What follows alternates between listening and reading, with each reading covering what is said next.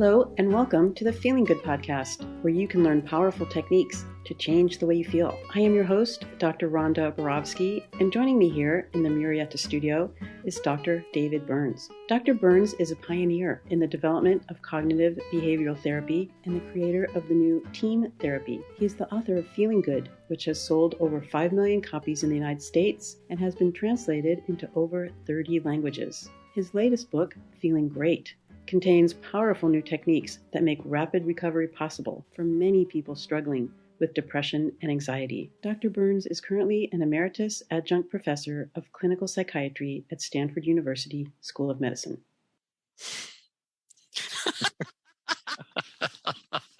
Hello, Rhonda. Hello, Jill. And hello, Sara. Hello. Hello, David, Jill, and Sara, and welcome to all of our listeners around the country and around the world to episode 274. This is part 2 of David and Jill's personal work with Sara Shane. And anything you guys want to say before we dive into this podcast? No. We're going to start with listening to Sara's goals and then get into the methods and hear the very moving conclusion. Let's move this along then. Let's see what your goals might be for each of these negative emotions, Sara. I've got 14 things on my list, and we could add to it. But let's given the fact that there's so many positives about your sadness, what would be an appropriate amount of sadness to have at the end of the evening tonight? 10. 10, okay. How about anxiety and panic? I mean, you've got a trip coming up. There are things to be afraid of. What would be a good amount of anxiety? That was 100. What's I your want goal? that to be 0. I do not like to be anxious, worried, panicky, nervous, frightened. I just want that to be 0. Will we accept that, Jill? Will we accept her anxiety, worry, as a 0? As a goal 0? of 0, yeah. Well, let me. Would you convince us? Like, why would it be justified for you to walk out of here and be completely worry-free, panic-free, anxious-free? You don't think you need to hang on to any of that to protect you? No, because I don't want to be protecting myself. I think that's all I've been doing all my life, and it has not brought me much happiness for sure. Okay. So you're going to be like that fellow on the Giants who hits all those home runs. So you're going for a home run. Okay. Right. How you're bad and strip away all of your protection and just get out there. How bad and ashamed do you want to feel? 0. Okay. The wild lady here. How inferior and worthless, inadequate, defective, and incompetent do you want to feel? Well, I want to see 0 because I don't want to feel those things. In other words, I want to know that I'm incompetent, but it's okay. I'm not very fast at learning, but that's okay. So that's why I'm saying it's okay. I don't want to feel. I'll accept your 0s. Usually I won't accept 0s, but you're convincing me. How lonely do you want to feel? 0. How embarrassed do you want to feel? How humiliated? I guess what I'm trying to say is, I'm trying to say is that even if I feel foolish, I don't want it to be to the point where it causes me so much pain. So what's a nice amount of foolishness? 0. And pessimistic?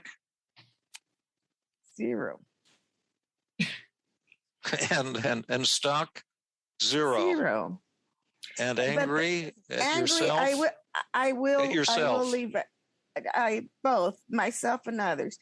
I think I should continue to be a little angry because that's my biggest motivation. So how much? About 15 to 20%. That one I think I like because I think the anger, although it's very motivating. Yeah, I like that. Yeah. Anxiety is just a hidden form of anger, just a slight twist.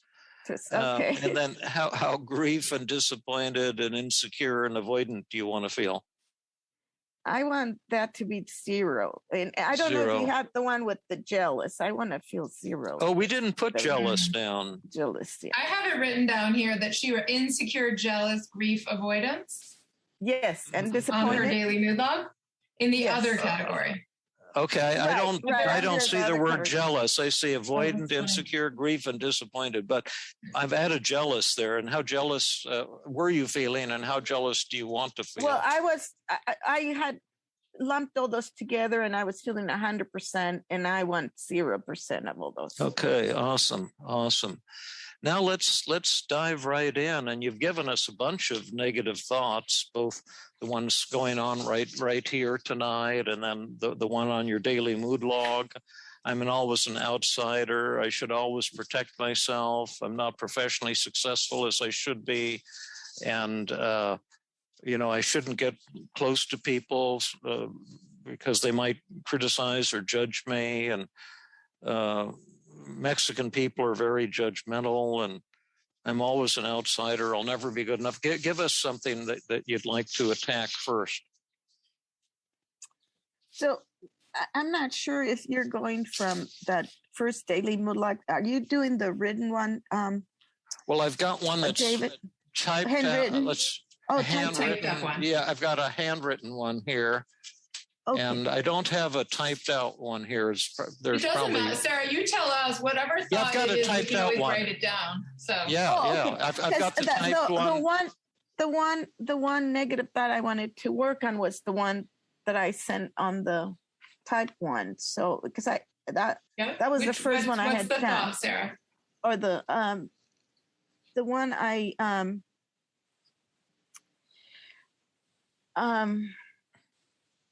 They're all good.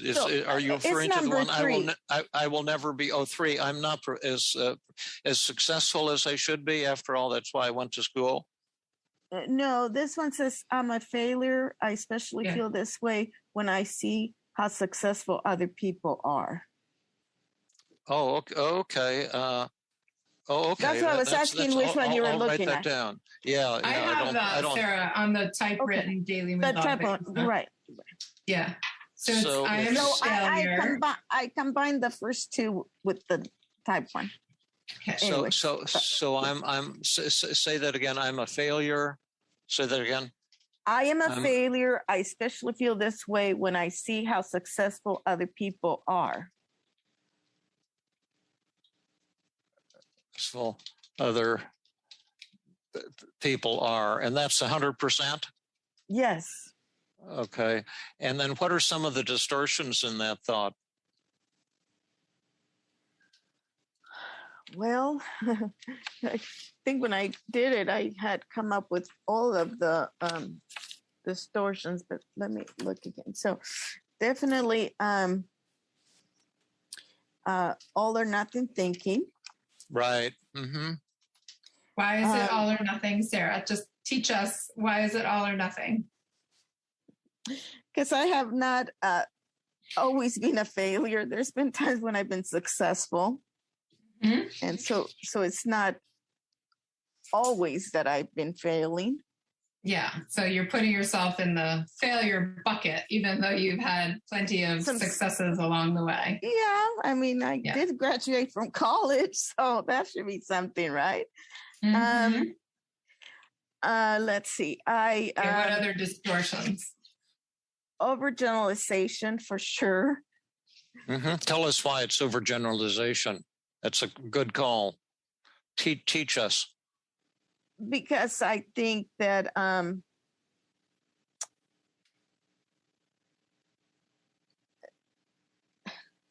that just because I'm failing at what I think my business, I'm generalizing as if everything in my life was a failure, and it's not. Right. And it's not. And a failure in business, that would mean you went gung-ho into your business and you weren't successful, but I don't think that's true. No, that's absolutely not the case. Yes. Yeah. So you've been maybe avoiding promoting yourself? Well, yeah, you like they say, you read me like a book. Yeah. Okay. Okay. And then what are some more distortions in this thought? Well, it's a should statement because I'm telling myself I should not be a failure.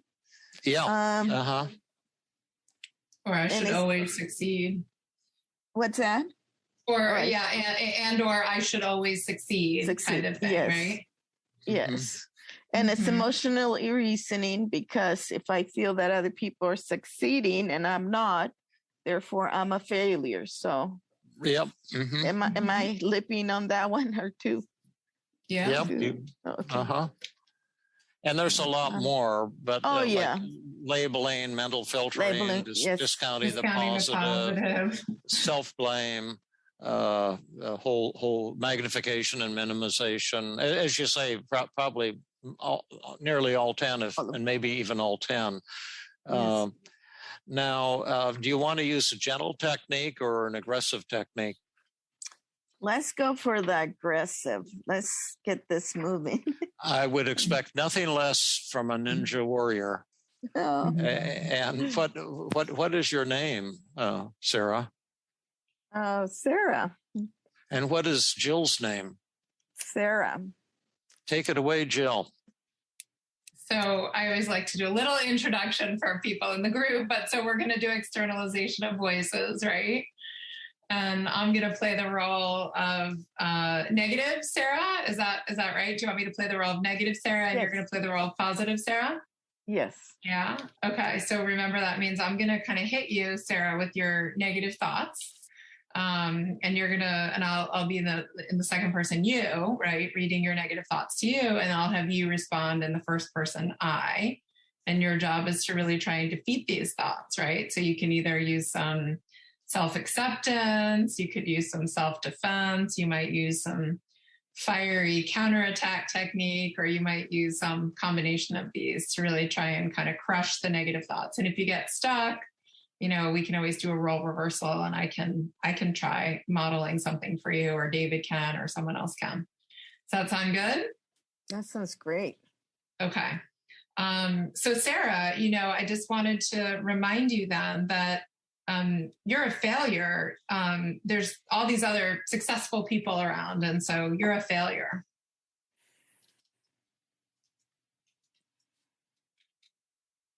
Yeah. I want to say that I am.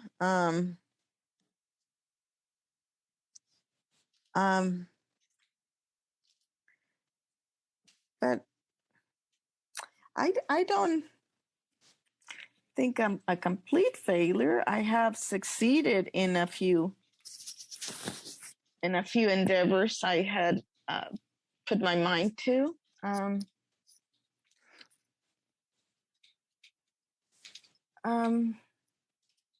Yeah, I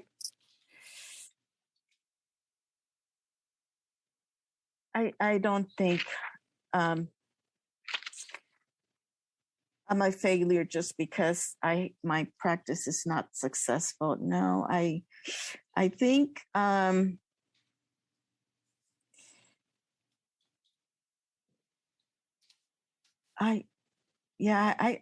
don't think I can defeat this thought. Actually, I'm fighting with myself inside. I'm having a very hard time fighting with the thoughts. You're feeling stuck. That felt not like it felt like I won rather than you winning. Is that right? That's right. Like the negative thought one. Right. Okay. Yeah, and you were trying. You were trying to defeat it using some self-defense. It sounded like you kind of wanted to accept it, but then you kind of went to try to defend yourself, and it sort of fell flat. And Sara, would you like to do a role reversal? Would you like me to try to defeat it on your behalf, or do you want me to give you another shot at it? Well, I know as the patient, I shouldn't be suggesting what we should do, but I, for some reason, have this, I don't know if it's a need or wish to actually do fear fantasy. I really think that, and maybe coming to externalization of voices after, but I mean, you're the therapist, you should tell me, but I'm just wishing, I think, to have the opportunity to do fear fantasy and someone tell me how awful and bad of a person I am. And so I can see the ugly monster in that. Yes. Yeah, I think to see that's where I'm at.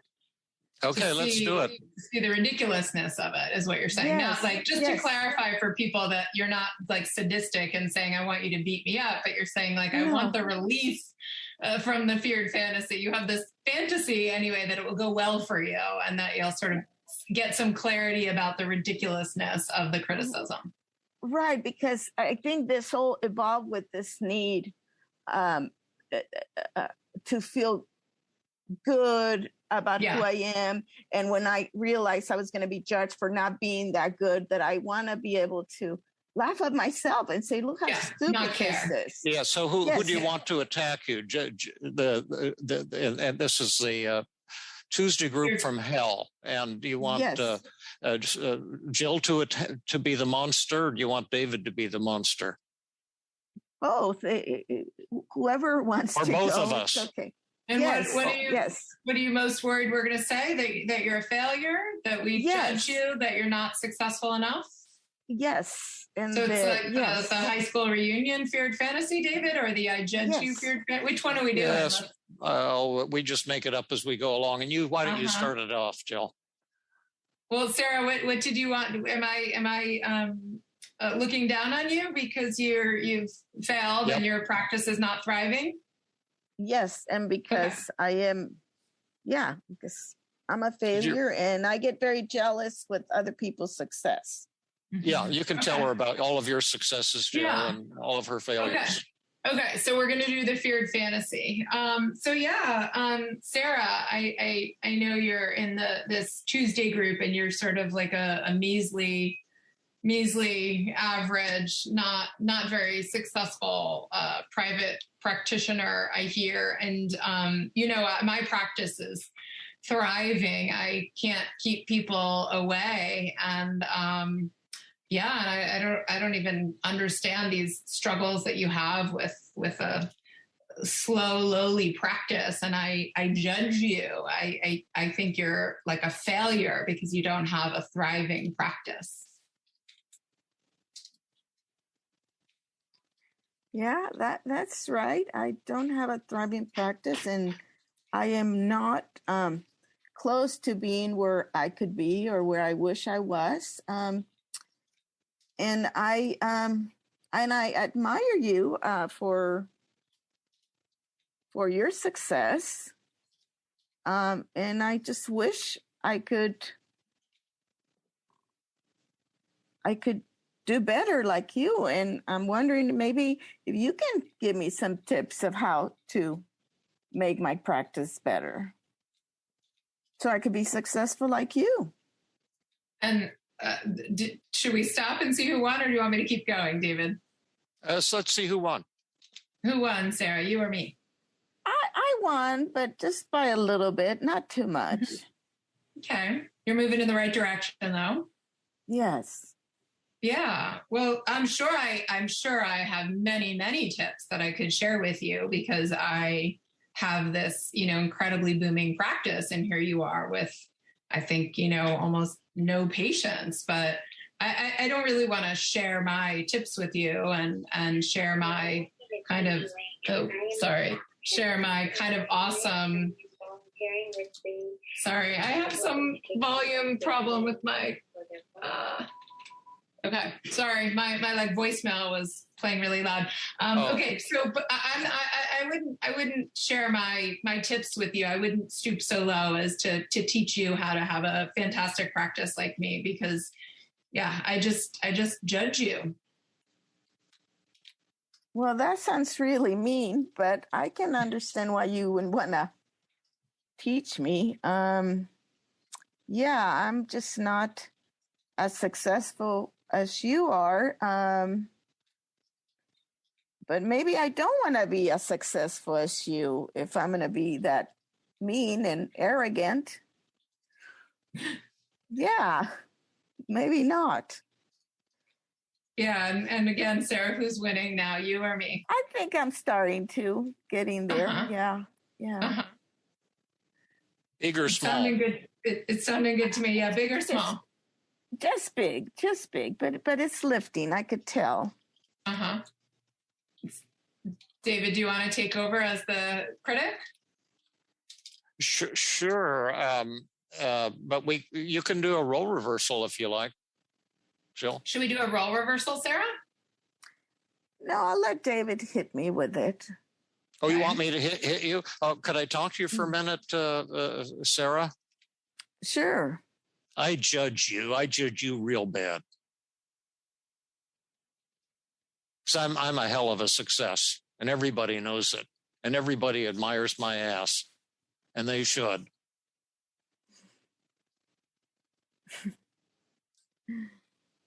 Yeah, I admire you too. You're really cool, and you're reading all these books, and you really are on top of the world. And I just wish I could be more like you, but yeah. I'm not. You're not. That's why I judge you. I look down on you. I'm better than you. I'm a lot better than you. I'm a big success. They call me Mr. Big. Yeah, I admit you are a very big success, but also very arrogant. And I certainly don't want to be an arrogant person. So, yeah, you could keep your success. If I'm going to trade that for being arrogant, I don't want it at all. Who won? Who's winning? Yeah. Me. Big or small? Big.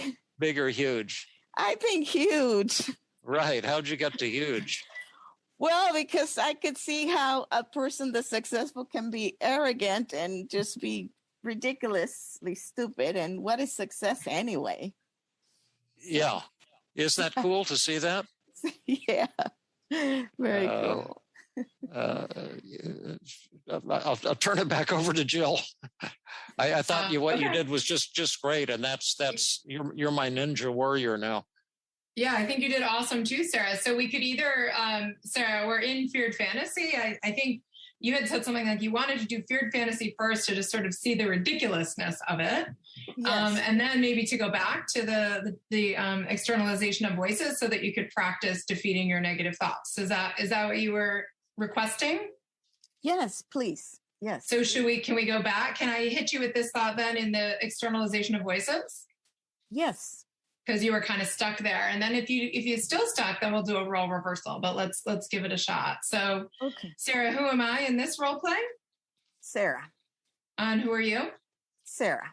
Okay. So Sarah, you're a failure because, other people are far more successful than you. And I don't care. I don't give a shit if they're successful. That's okay with me. What does it matter anyway?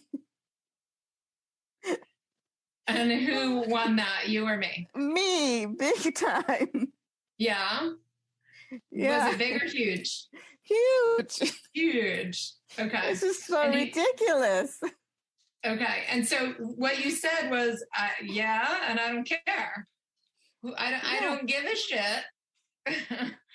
What does it really matter anyway? Yeah. Could I talk to you for a minute, Sarah? Wait, I want to just ask you, Sarah, how much do you believe that thought? I believe it 100%. So I don't care. I don't give a shit. Yes, I'm going to write it down too. Yeah, let's write that down. I don't care. I apologize for if it comes across too rude. I love your cursing. Bring it on. Curse more. Yeah. That's. So I don't care. I don't give a shit. It doesn't matter. Yeah. That's what Jesus said in the Sermon on the Mount. And you believe that 100%, Sarah? Yes. Okay, so we're going to write that percent belief 100. I just want to make sure we got that. Okay, and David wanted to move on. Could I talk to you for a minute, Sarah? Yes. You know who I am? Sarah, negative Sarah. Yeah, that's right. Yes. I want to remind you that you will never be good enough. What do you mean? Can you let me know what does it mean to be good enough? Well, what I mean is that you'll always be an outsider. So you don't have the stuff that you need to be an insider. You're just an outsider because you're not good enough. What makes you an insider? Well, when you're good enough, when you're like real hot ass successful. Oh, yeah, I guess I won't be that, but I'm cool with that. I don't need to be. No, I don't need to be an insider and cool and successful and arrogant and all that stuff. I can just be me. I'll tell you one thing here, Sarah, and this may seem kind of politically incorrect, but I want to remind you that the Mexican people are very judgmental. So if you go down to Mexico, you better be pretty darn scared. Yeah, they sure are. I can say that because I am Mexican and I myself am pretty judgmental. I mean, that's the other side of the coin. Not only have I been judged, I judge people too. However, I really don't care what they say anymore. I don't think it matters. That's their opinion and I don't care. It's their opinion and they're entitled to it. And I'm entitled to live my life the way I want. And I don't need to prove to anyone that I'm good enough. That's for sure. Who won? Me. Okay, great. But I have one more that you can't defeat here. I don't care what you think, but everyone else, when you go down and see these people in Mexico, they're going to see that you're a failure. And don't you forget it. Don't you forget it for 1 minute. Yeah, I'm sure some of them have had their failures in life too, and I've had some good successes. I don't think it matters what they think, or if they are successful or not. I think I'm okay with that. And if they want to judge me, fine. That's their problem, not mine. Great. And who won that one? Me.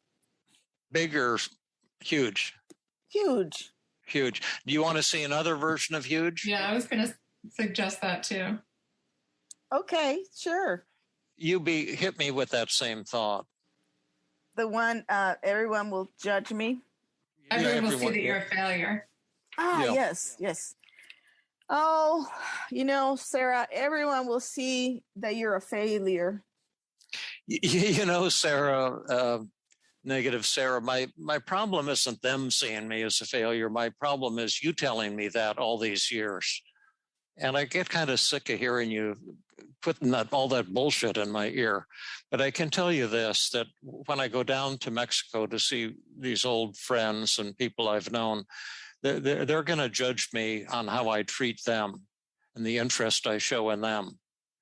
And I have a lot of compassion and I'm a bright woman and I have a lot to offer, but they're not wanting me to impress them with achievements or anything like that. They want me to be vulnerable and real and human and to care about them. And if I do that, they're going to be awfully grateful, and they'll touch my soul, and I'll be able to touch their souls too. Everyone's like me, and they're wanting someone to love them and care about them, and I don't need to bring some certificate of success and impress them. They actually don't care about that.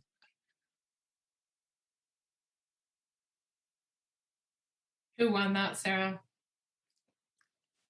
David did. And how did he win that? Because that's really what it's all about. Yeah.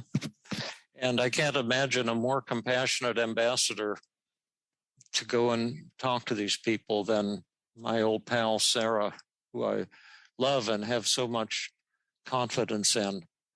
And that's how you're going to conquer Mexico, with But I think there's a little bit more to it than that, David, because I actually have been I've loved Sarah's kind of kick-ass responsive, but I've been a little worried that it went from self-blame to other blame, that it was, I don't give a shit what anybody thinks. I'm tough, Sarah. And the truth is that's sort of the same kind of protective avoidance that's been keeping Sarah stuck. It's like, okay, now I'm not going to feel bad because I don't give a shit what anyone thinks of me. I know what your positive thought's going to be. Let Sarah attack you and you can model yet another fantastic thing. Well, I'm happy to, but I just want to finish what I'm saying, Sarah, is that, David's response was more vulnerable, right? It was not just, I don't care. It was really like, it's not true. Like, I mean, he used counterattack, actually. He said, it's not true that everyone is judging me. It's not true that everyone will think I'm a failure. Really, I just tell myself that bullshit, but it's not actually true, right? And no one really cares that much about my success or my failure. They really just care about me, right? As a human being. So I just wanted to suggest that, and I'm happy to model a different response too, but just that there's something about like the vulnerability, right? Like allowing yourself to be vulnerable that I think is also key to your recovery.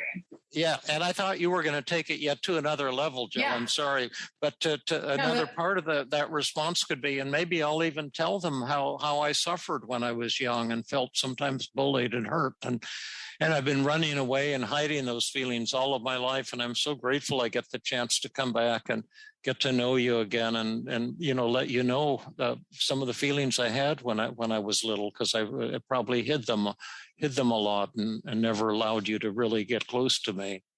And that's why I'm telling you now, because I still care about you.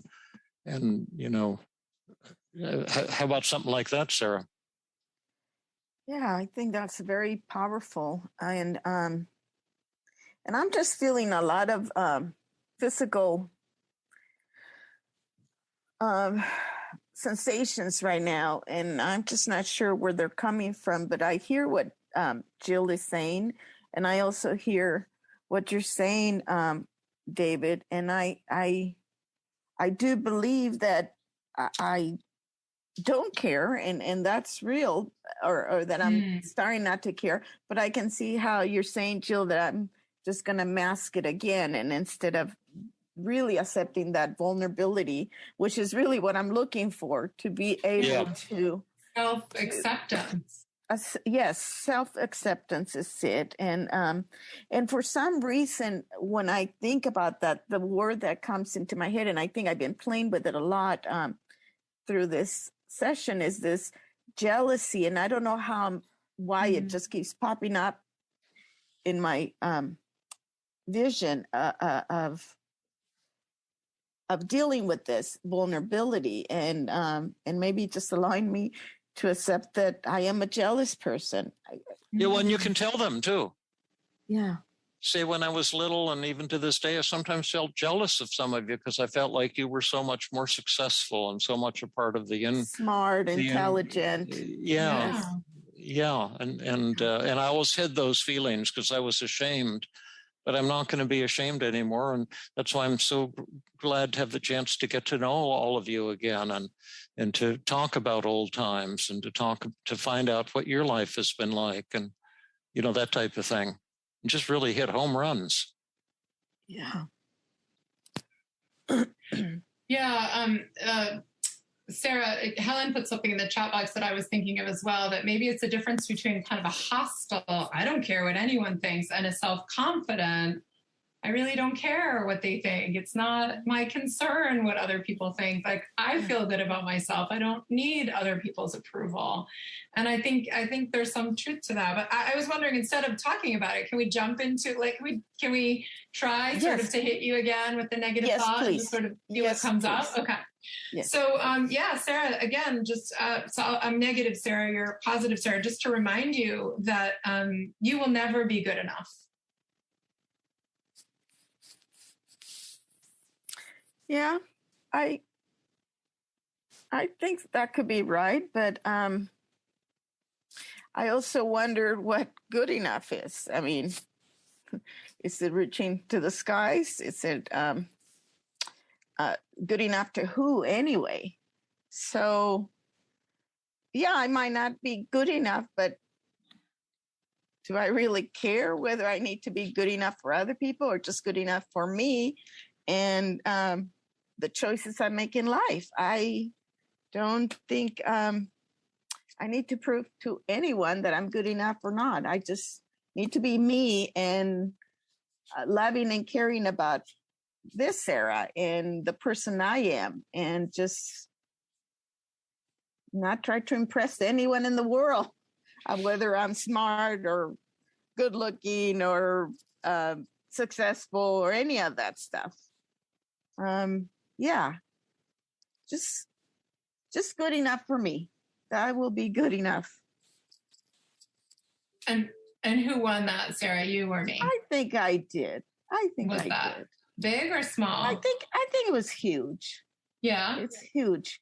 It's not settled in, completely solid, as they say, but I really find comfort in that. Somehow it just seems very comforting. Do a role reversal if you want to get it even more solid. Do a role reversal.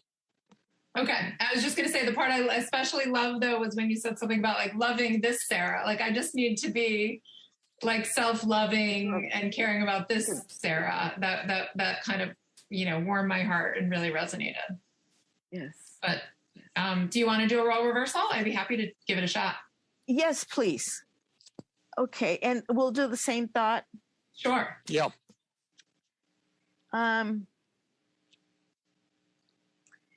Sara, you're just always going to be an outsider, and you'll never be good enough. Well, about the outsider business, I think I've chosen to be an outsider for most of my adult life. So I think that's really actually kind of within my control, right? Like I've chosen not to be a part of a lot of groups and to keep people kind of at arm's distance. So I think if I wanted to be more connected to people, that I could be, because, for example, in the Tuesday group, I'm certainly not an outsider. I'm an insider, and I connect with and care about a lot of people. So I think when it comes down to it, I have the skills to be an insider. If I care to be an insider, I can be an insider, by being myself and by being loving and caring and attentive and interested. But that's kind of my choice. And there was a second part, which was about not being good enough. And I don't think it's kind of ever been about that. There's no like bar that one has to be friends with people, to be liked by people. Like, I just think that's kind of a lot of bullshit. There is no good enough. And that just sort of doesn't even make sense to me. So who won that, Sara, you or me? You did. And I love you won huge. And I love the aspect of self-acceptance, along with taking that responsibility, or not the choice, but it was a choice to be an outsider. Yeah. It was a choice to, and it really resonated with me, because all my life I've done that. I've chosen to be that, and granted that I was protecting myself. So that had a lot of resignation. Not resonated. Resonated with me. Yeah. Yes. Yes. And not, I like that a lot. You have a tremendous skills and tremendous charm that you don't even notice that you have. You've been in this group for several years training, and you're like a ninja. You don't realize it. And when you go back to talk to these people, you'll have all kinds of skills and tools that they don't have. And if you want, you can use that to develop as wonderful relationships with them as you like. It's just like taking the cork out of the champagne bottle, and now let's pour the champagne. But it will be an act of faith, because you partially don't believe what I'm saying. It's hard for you to accept the fact that you are very powerful in this area of relationships and people, and you do have tremendous skills. And I know you're one to confront your fears. We're going to put our hands in that slimy stuff and rub it in our face again. It's just a different version of that. Yes, that's correct. Yeah. Is there another thought that you would want, like if you look at the list, is there another thought that you think you'd have trouble defeating, Sara, that sort of still feels kind of painful or true or hurtful to you?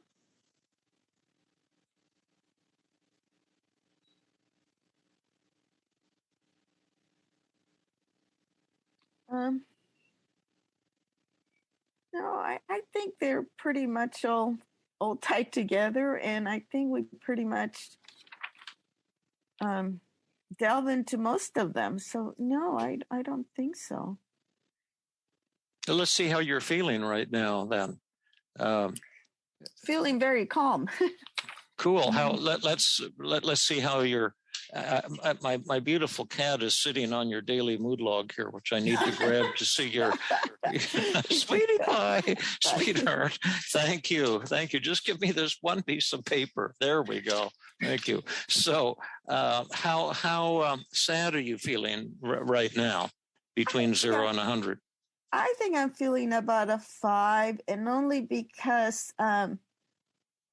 there's a little bit of loss here that's happening. Yes, right. So, a little healthy sadness. Yes, some beautiful exactly. Sadness. Yes. Yeah, that how you've maybe missed out a little with these people, and what beautiful things are still possible.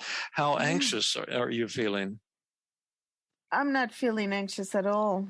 0. How ashamed? 0. And how inadequate and defective? I think I still feel a little bit of that. I think I still feel about, let's say, about 10, 15%. We'll just go for 15%. Put 15. How lonely and alone are you feeling? I don't feel lonely at all or alone. I actually feel very loved by all of you. So thank you. That's great. How self-conscious and foolish are you feeling? 0. And how let's see, this is all dark here. I'm trying to see the next category must be discouraged. Discouraged, yeah. 0. And then frustrated or defeated? 0. Angry?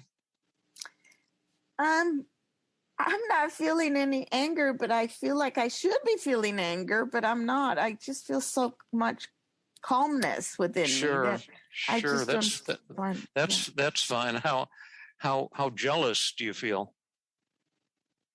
Oh, that's a good one. I think I still feel quite jealous, and I don't know how much, but 50, 100? Oh, maybe 30. 30. And then there's some other categories. Again, I can't see and I can't find my glasses. Insecure, grief, avoidance, disappointment. I think all those are 0. The others are 0, but the jealous, I would say 30. Yeah. Now, quick consult. Do we need to work on inferior, Jill, that went from 100 to 15 and get it to 0?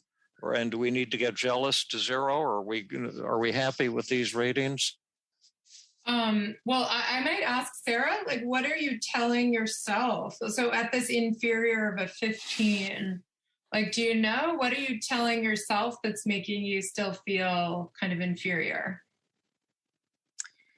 Yeah, I just can't seem to figure that one out. And that has been very puzzling for me, because I just don't know what I'm telling myself, other than I know that I become very jealous when I think of the people that are successful. Like maybe we should work on that thought. Like I'm not as successful as other people, or I should be as successful as other people. Or I'd be happier if I was as successful as other people. Or they're better than I am?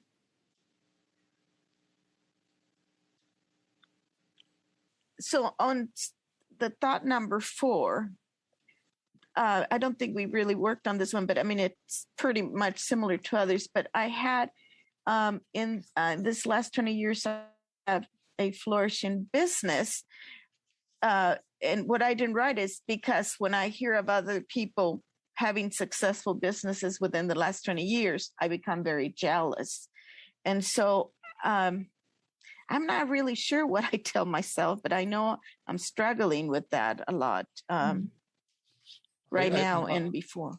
I should have a more successful practice, or other people are more successful in their practice, or other people have flourishing practices, but I don't, or. Yeah. Or just business in general, I think. So what am I telling me? I guess I'm trying to figure out how this is so still very connected, although I don't feel necessarily like a failure anymore. But other people are more successful in business?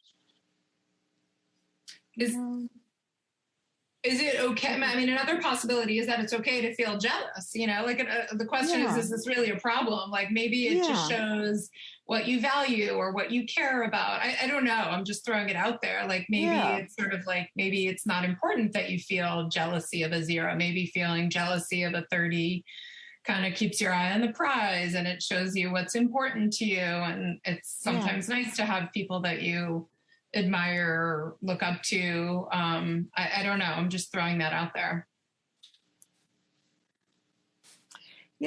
I just noted, that's great, Jill. I'm sorry, but I was just reading Navidita said if we do a positive reframing for jealousy, I think maybe even just that, uncovering it. What is it about it? Which is kind of what you were saying, Jill. Also, what what does that show about you that's positive and awesome? And right. Maybe we shouldn't touch it. Maybe it makes sense. Maybe it feels good, or maybe it works for you. Yeah. Can we just look at that? Is that okay? Yeah, I'm adding this as number 15 to the positive reframing list. What are some great things about your jealousy? That's what I want to know. I think that's where I'm stuck, that I don't know how it's benefiting me. Well, what does it show about you that's positive and awesome? I can't see anything. Does it show how deeply you admire people who have done successful things? Yes. Can we admire add that? People for being successful. Yeah, how strongly I admire people who have worked hard and enjoyed success. That's it. We don't have to go further. I'm sorry. Go ahead. Finish, David. That's it. And it all has to do with working hard and being successful, and how much I admire the people that work hard. And okay, I got it. Yeah. And is that real? It's very real. And just, I was seeing it as such a negative thing, but when I see how it's an admiration for success and for working hard to achieve your goals, it just makes perfect sense. And I have been telling myself I'm not. So, and you can use that to your advantage too. Yes. Like if you interact with somebody like a Jill, or you come across someone when you meet your old friends who's had a lot of success, you can say, man, I'm so jealous of you and so filled with admiration, and I'm so proud of you for what you've accomplished. Yeah. I want to be number one on your fan club.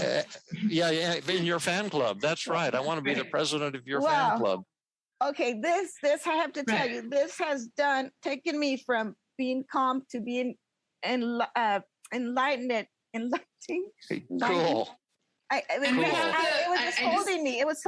It was driving me crazy, and I couldn't even think sometimes. We have to give the credit, though. I have to say this. We have to give the credit to Nivedita, I think is with us, maybe even on her first night from India. I think she's one of Dipti's students and one of your greatest fans, David. And she's the one who said, and we read, can you do some positive reframing of jealousy? And that led us in this direction. Totally. Yeah, so she deserves a lot of credit for that idea.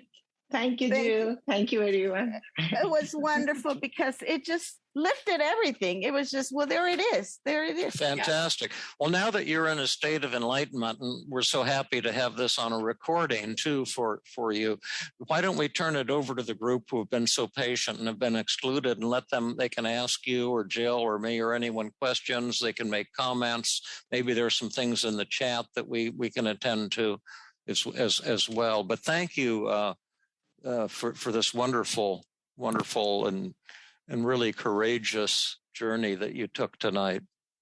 No, thank you, and Jill, and the group for being so supportive and just. Now, we don't know that they're supportive yet. We have to see what they have to say. That's true, but I imagine sitting to 2.5 hours of this might not be the best. But it's okay. I had a great time, and I just am so thrilled that I can see more clearly now. And can anyone copy these chats and then send it to Sarah? Because they'll disappear otherwise, I think. Yeah.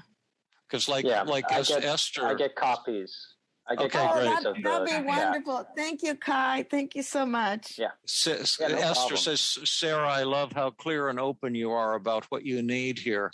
This makes for great shortcuts and in getting there. And then Kai says, I feel jealous of my girlfriend because she's sharper than I am, and she makes sure to rub it in my face all the time. Beautiful, neat comments. But let's let people speak too if they want to ask you a question or make a comment. And I want to say something about Sarah. Sarah, you and I have had a few kind of close interactions, and you are one of the warmest, most loving people that I know, and brave, super brave. Like the work that you did with the exposure, touching things that even when I think about today, every time I walk into psychiatry, I think of you. It's just like one of my greatest memory of Tuesday groups are with you. And again, a lot of times people who are very smart and sharp, they're also very, very mean and cruel. And, you score much higher in the things that value most to humans, being kind and compassionate and caring. So thank you for being who you are and exactly how you are. Thank you. That's so sweet. I love it. That's how I feel too, Marianne, about Sarah. Yes, thank you. I appreciate that very much. Sarah's my hero. Oh, and you're mine. So you know how many times you saved my life? Well, this might be the biggest salvation of all. Yeah, I think so. Yeah. Let's see who else wants to comment or raise a question or whatever. Is that Ravit? Are you putting your hand up or not, Ravit? No. Okay. I didn't put my hand up, but I can say that you are amazing, and I feel so close to you right now. When you did amazing work, and I feel that I want to hug you and to be with you. It was thank you. Incredible. Thank you. Thank you so much. Thank you. Yeah.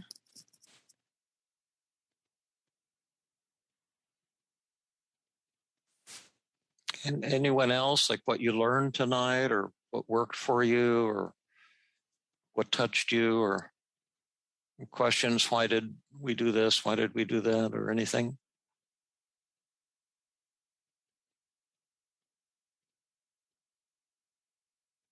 Yeah, I think that's a good question to ask the group. Did anyone have any questions about what happened tonight? Stuff we skipped or why we went in one direction versus another? And if not, that's awesome, because that means that it was just crystal clear, which is fine too.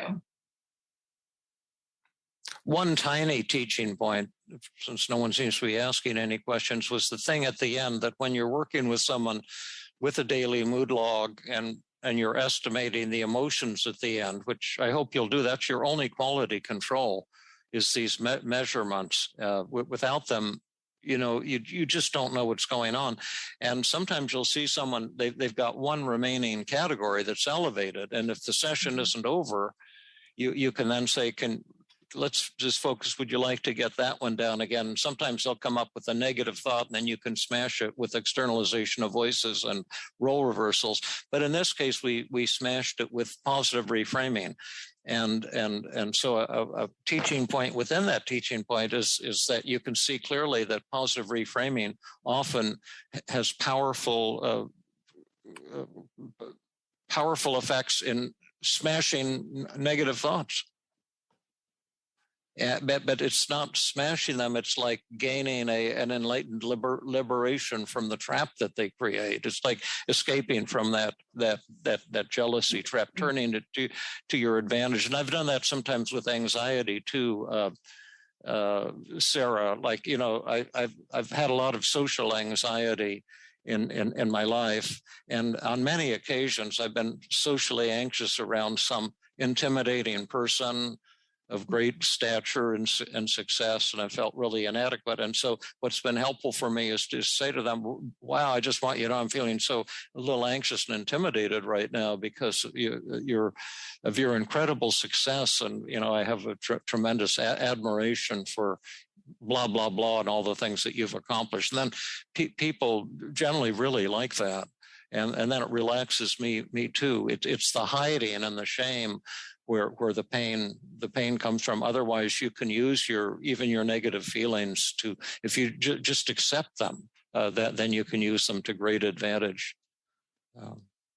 Right. It's sort of like us sitting with open hands about the jealousy, right? Maybe that's not something that we actually need to work on. Maybe it's kind of an important and beautiful emotion, but then also thinking about jealousy is sort of like anger in the sense that you can use it against other people and you can use it to keep other people at bay, or you can use it to feel closer to other people if you can share your feelings, right? Like anger too, we can share our feelings with someone.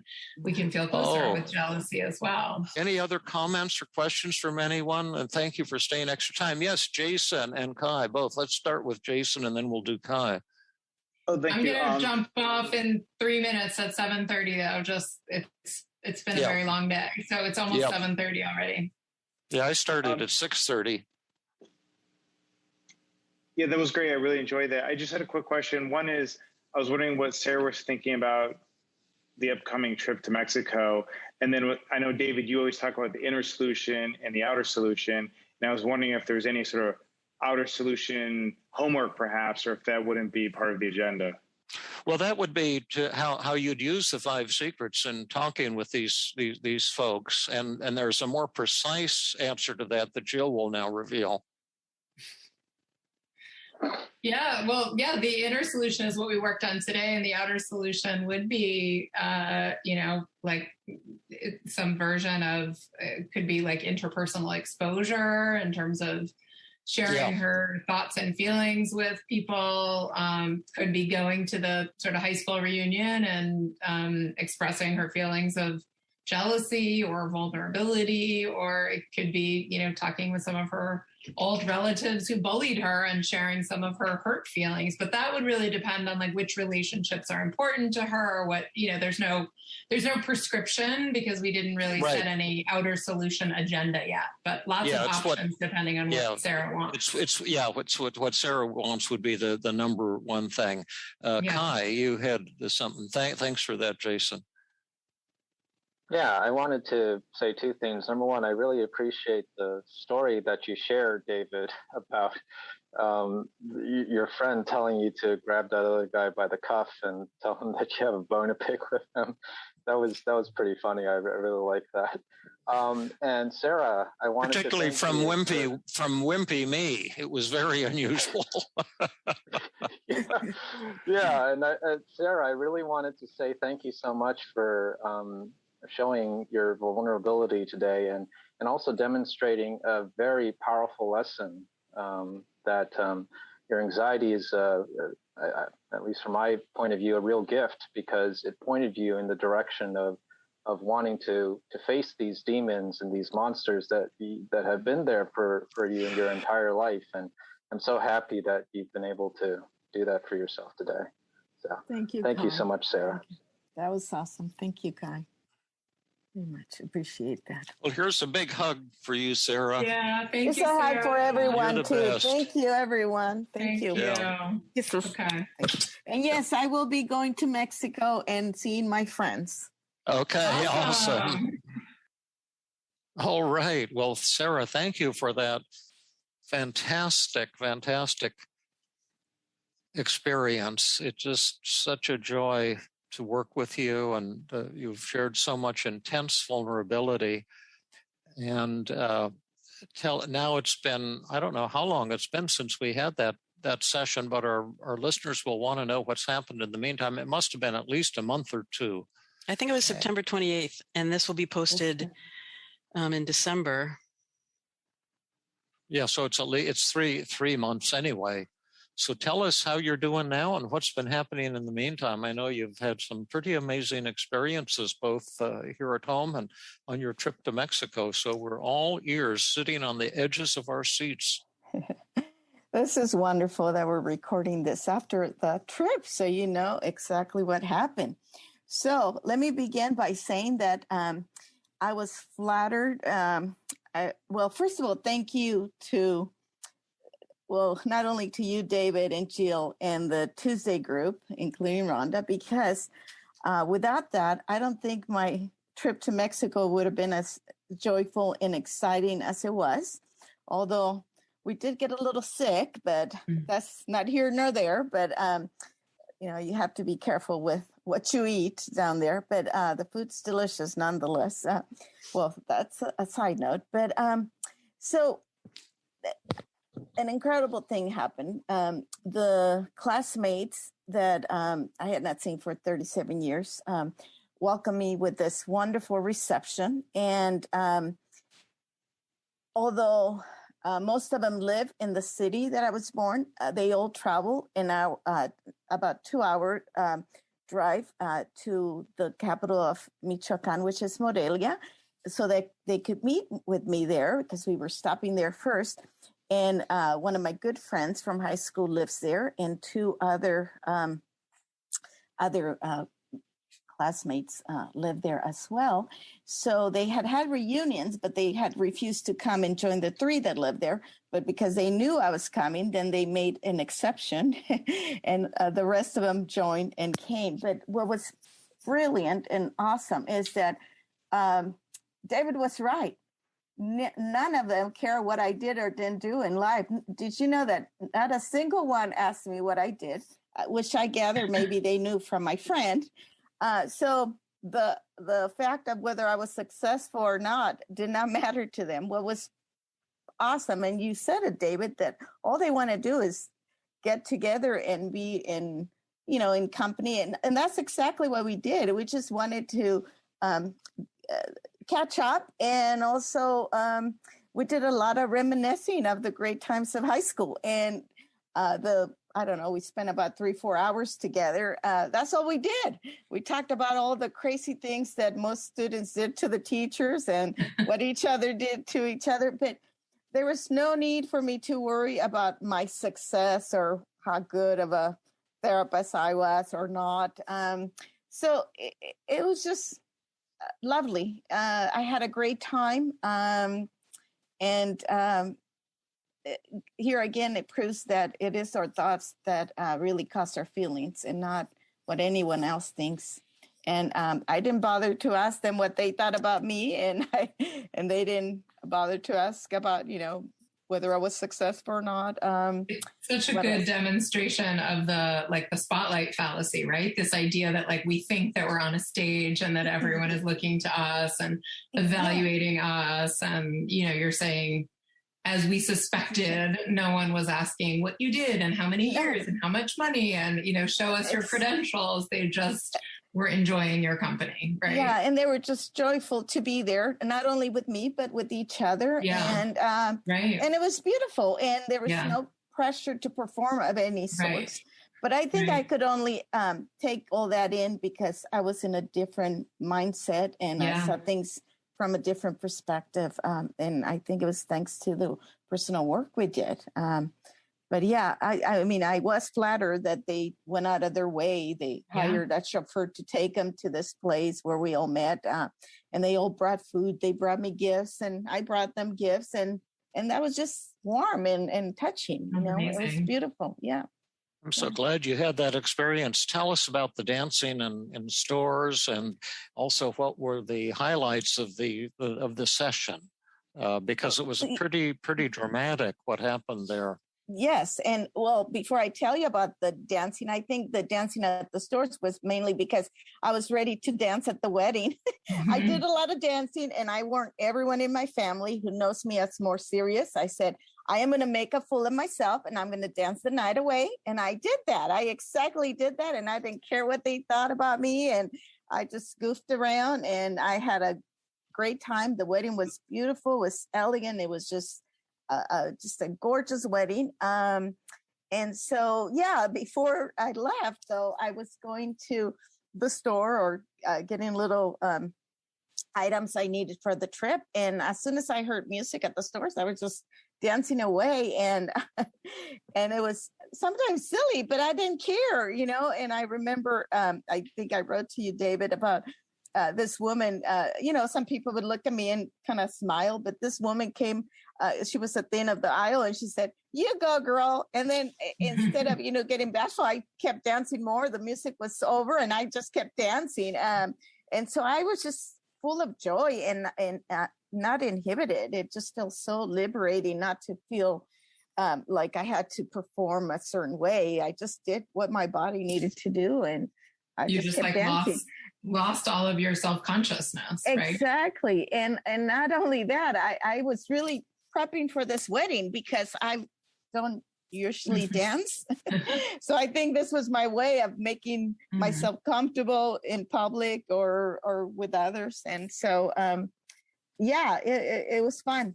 It was fun to dance at the stores. And I think I still do. I haven't been to a store lately, but well, since I just got back from Mexico 2 nights ago. But yeah, as soon as I hear music, I feel like dancing, which is very amazing. I'm just not I have never been a dancer nor a musician. So this is fun. I sometimes think of effective therapy as not just feeling less bad, but experience of personal transformation. Absolutely. Yeah, I think that has happened to me. In not being inhibited or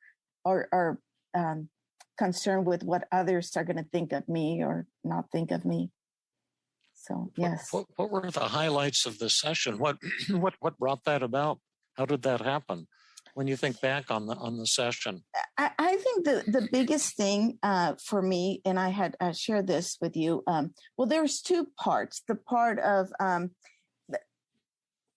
the part that I think was affecting me the most, and I didn't realize, is how insecure I was feeling and how jealous I was feeling of other people's success. And primarily because I wanted that for myself, but I had not been willing to do the work. And I think I was jealous of people's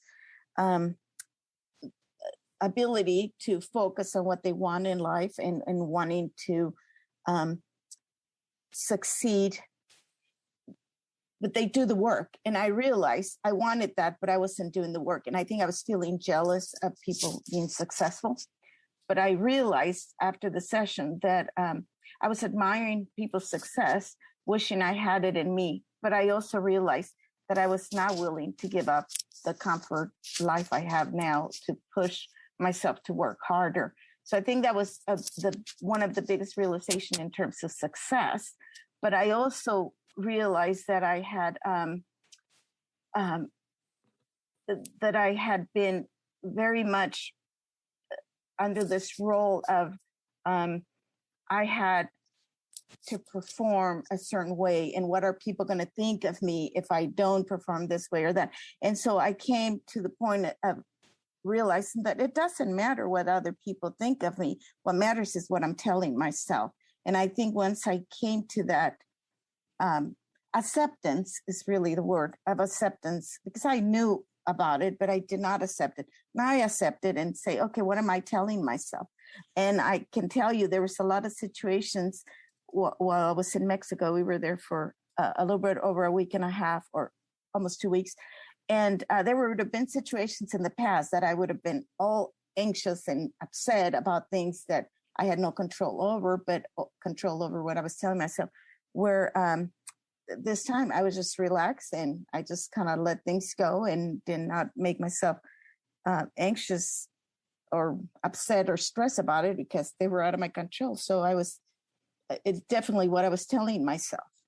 I'm so happy for you. Now, there are people who say that you can't change people in a single therapy session, that would just be some kind of superficial thing, and that real meaningful change takes years of in-depth work, particularly when patterns have been established in childhood as a result of belittling or, traumatic experiences, and that anyone who would claim that you can have meaningful, deep change and just a single extended 2-hour therapy session, that's not possible. What would you say to those people, Sara? Well, I mean, there's so much I could say, but one word is that's wrong. And I have had already, I can count at least 3 wonderful sessions where a lot of my, I don't even want to call them disorders, because they're not disorders, but my coping mechanisms have been changed in instance, including my OCD in one session. And this is another example of how in one session, I'm a true believer that as long as you can change that thought that's causing you your anxiety or your mood, whatever feeling it is that's causing you perhaps your depression, or what I'm trying to say is whatever thought is causing your depression or thoughts or your anxiety, that definitely you can change that. And it's not impossible, and it is very real. And I think the key, at least for me, it has been, is to understand why we resist change and do definitely the positive reframing, because I think the change lays in there. If we do not understand why we're resisting, there's no way we can change it. But I think, to me, that has also been key in the changes I've had in my life. One of my dreams, and the reason that I'm pushing for publishing this live therapy, and I've done so many with you, Jill, and also with you, Rhonda, that are always mind-blowing experiences for me, but I've had the desire that maybe somebody who's teaching graduate students would make a course out of these live therapy sessions and have the students listen to them and study them. And first of all, realize that high-speed change is not only possible, it's highly desirable. Mm-hmm. And to see exactly how we bring about these changes, because it's not some magical healing abilities that Jill has or Rhonda has or David has, but just simple steps that can be learned that you can bring these changes to your patients. And yet this goes against the grain, and there are people who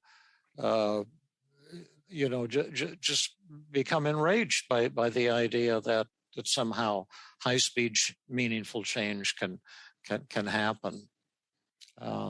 But it can happen, and this is our living proof, I guess, is the way I look at it. And there's something really important to say about this and the whole session with Sara that Jill will now say.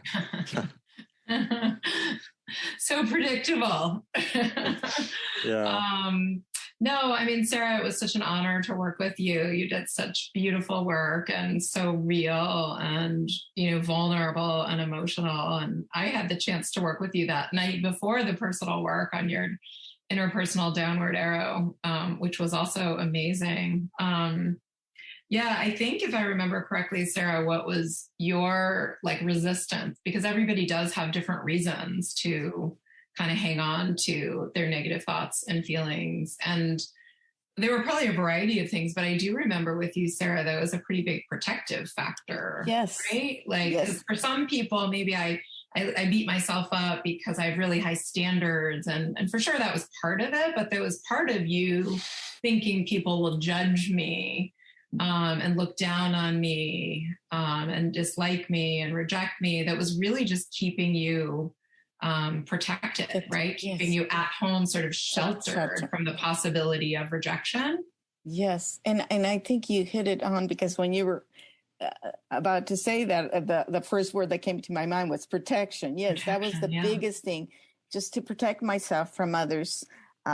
What I perceived, of course, at the time to hurt me, or because they said this or said that or thought that about me. And I think it was, protecting myself, avoiding situations where I knew people that in the past had bullied me or said things to me. And so, yes, protection was a big part of it. And I would say the part of it, the biggest part. Yes, thank you. The biggest part, yes. And, it seemed like there was a moment when you were doing the work of externalization of voices toward the end, which is when you were challenging your negative thoughts with Jill and David. And Jill noticed that, there was a part of you that was, like the kick-ass Sara is what you called it. And, the I'm tough Sara. And Jill pointed out, well, you're moving from, self-blame to other blame. And, that realization and that discussion seemed to be very, very, very key to your growth, Sara, where you were talking about, the protectiveness of your avoidance. Do you remember that? How you came to accept your vulnerability, and there was a movement towards self-acceptance. Yeah, I think what happened there is I wanted to, there was a big shift of wanting to, instead of taking it on, like you said, blaming me or blaming the self-blame, I instead started blaming, but it did not feel right. It didn't feel authentic to me. Like I just couldn't do it. Although on the outside it seemed like it, but it wasn't real until, like you say, you pointed it out. And I think the self-acceptance was a little more fitting to me, as if, that.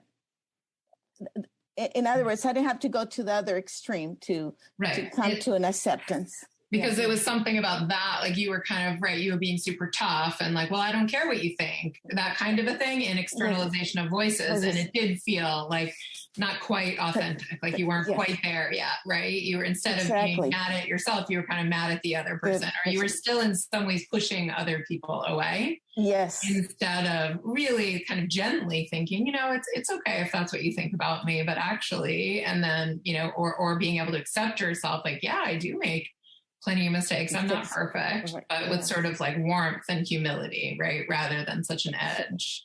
Exactly. And I think also it was at that moment, well, maybe not exactly at that moment, but close enough, where I came to this true understanding that it was actually embodied in me of, okay, it really doesn't matter what they think. Really, what matters is what I'm telling myself. And I think that was the turning point for me, when I could really embody that, and not just, because I knew it before. And, David tells us over and over, what really matters is what you tell yourself, not, your thoughts, not what other people think. And well, those are not your precise words, David, but anyway, along those lines. And so I could understand them, but I think embodying them and taking ownership of them wasn't until that point.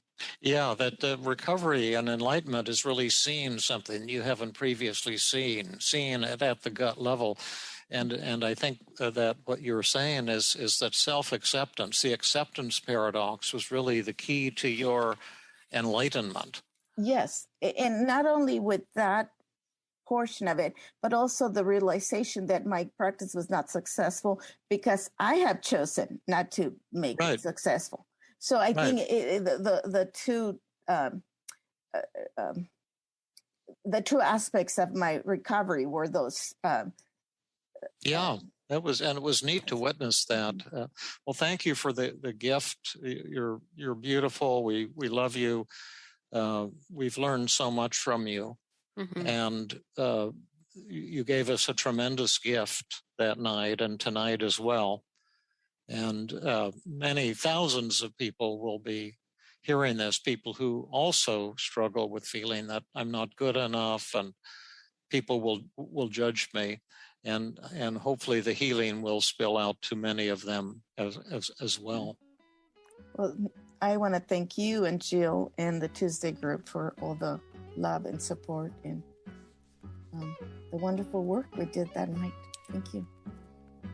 Yeah, it was mind-blowing. It was blow away. Yes, it was. Thank you all. Thank you. This has been another episode of the Feeling Good podcast. For more information, visit Dr. Burns' website at feelinggood.com, where you will find the show notes under the podcast page. You will also find archives of previous episodes and many resources for therapists and non-therapists. We welcome your comments and questions. If you want to support the show, please share the podcast with people who might benefit from it. You could also go to iTunes and leave a 5-star rating. I am your host, Rhonda Borowski, the director of the Feeling Great Therapy Center. We hope you enjoyed this episode. I invite you to join us next time for another episode of the Feeling Good podcast.